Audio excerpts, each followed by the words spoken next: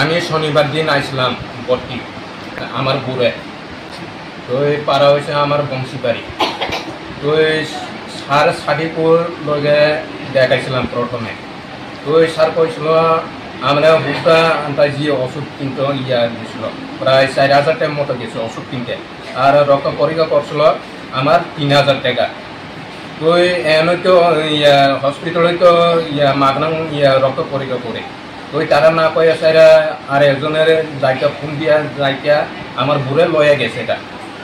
এরপরে কিতা হয়েছিল, আমি 2-3 দিন জ্বর খালি কমে না। তো দেখা করছিলাম সারের লগে, সার সাদিপুর লগে। তো কিতা কই যে এখন যদি বালা না হয় তো অন্য ওষুধ দেখে দিব, বাড়ি গিয়া খাওয়াইও এই ওষুধটা।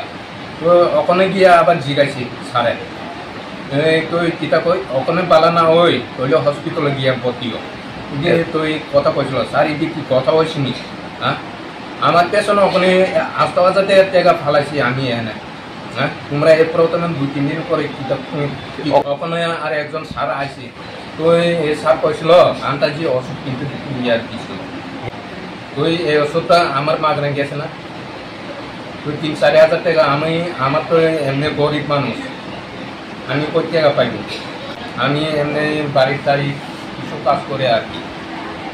তো আমি এরপরে স্যারের কথা কইছিল ওখানে আয় একটু পেশেন্টের চেক আপ করো, একটু চেক আপ করে দেখেছে যে বিশ্রামগঞ্জ হসপিটাল। ভালো হয়েছে না, কালকে রাত্রে 12টা থেকে প্রায় 3টা-4টা অবধি জ্বর একবারে। ওই ট্যাবও নাই, আর তারা নাই। তো সকালেও দেখা করছিলাম আয়ে না তারা।